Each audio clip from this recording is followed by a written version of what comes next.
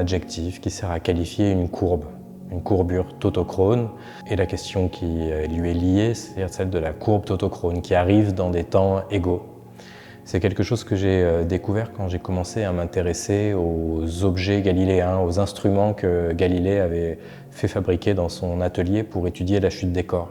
J'ai été frappé, c'était il y a déjà une petite quinzaine d'années je pense, par les relations formelles entre ces instruments et les rampes de skateboard. Donc sur des instruments en forme de rampe de skate, Galilée faisait glisser ou rouler des petites billes dans des nervures pratiquées dans le bois. Donc ça, c'est des problèmes de physique qui se sont résolus ou qui ont permis l'étude d'une courbe qui me passionne, qui est devenue un élément formel et structurel super important de ma pratique, c'est la cycloïde. Et la cycloïde, c'est à la fois une courbe tautochrone et c'est aussi la courbe plus rapide sur Terre pour une bille ou pour un engin à roulettes. Mais pour moi, plus généralement, tautochrone, et en tout cas dans le cadre de cette exposition, où j'expose des œuvres de séries différentes et aussi réalisées à des moments différents de mon parcours. La pièce qui est juste à côté de moi, elle date de 2012, elle a 12 ans. Elle a été présentée que 3 fois, mais elle a quand même 12 ans. À côté, il y a la maquette qui date de cette année, d'une rampe cycloïdale que j'ai réalisée il y a 3 ans. Il y a la maquette d'une autre rampe cycloïdale qui n'a jamais été construite. Et il y a tout autour de nous les bois gnomoniques que j'ai commencé il y a 1 année. Tout ça pour dire que tautochrone, dans ce cas-là, ce qui arrive dans des temps égaux, c'était une manière pour moi de décrire l'exposition, les différentes temporalités de l'exposition, mais plus particulièrement ma relation au temps. Et donc la troisième série, c'est celle des bois gnomoniques et qui reprend le vocabulaire géométrique que j'avais mis en œuvre dans les abstractions gnomoniques qui étaient présentées dans ma dernière exposition, qui elles-mêmes viennent des ornements instrumentaux sur les cadrans solaires écossais qui m'intéressent depuis plusieurs années. Quand je parle d'ornementation instrumentale, c'est qu'en fait quand on s'approche d'un cadran solaire écossais, ce sont des sculptures, c'est pas juste des cadrans plans sur un mur.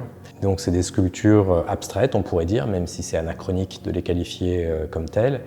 Et quand on s'approche, on voit tout un tas d'ornements, des demi-sphères, des pyramides creusées à l'intérieur en négatif. Donc j'ai réalisé des œuvres à partir de ces motifs géométriques de manière plus abstraite, enfin, au sens propre du terme. Je les prélève sur ces cadrans solaires et je n'en garde que le contour ou que la surface.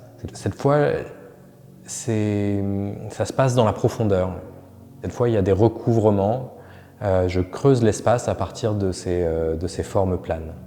Techniquement, finalement, ces peintures sont plutôt des gravures sur bois, mais où il y aurait un passage important. Il peut y avoir jusqu'à 15 ou 20 passages successifs. Et puis en fait, je ne suis pas satisfait de la composition ou de la couleur, donc je mets un autre cercle par-dessus, je recouvre d'un demi-cercle qui fait la moitié du format, jusqu'à ce que la composition se stabilise et que je sois satisfait à la fois chromatiquement et d'un point de vue de la composition.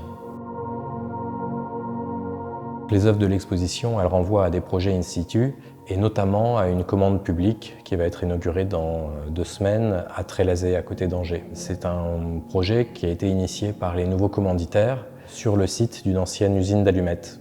On m'a proposé de travailler soit sur les ruines d'un château d'eau ou soit sur les vestiges d'une cheminée d'usine.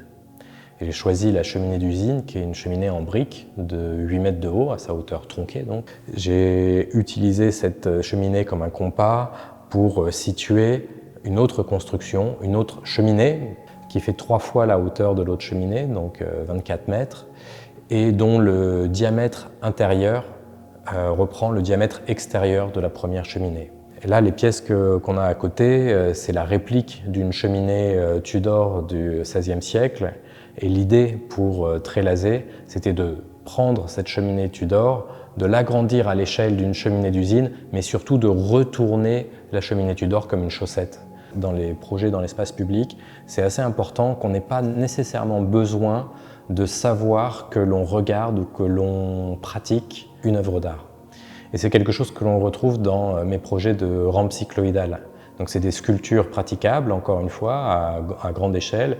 C'est des sculptures qui sont finalement un croisement entre les instruments galiléens que j'essayais de décrire tout à l'heure et des rampes de skate telles qu'aujourd'hui on les connaît toutes et tous. Pour le dire autrement, j'ai agrandi les instruments de mécanique galiléenne à l'échelle d'une rampe de skate, et au lieu de jouer avec des billes que l'on lance dans des rainures, on la pratique ou on refait ces expériences de l'histoire des sciences sur un skateboard ou sur des rollers.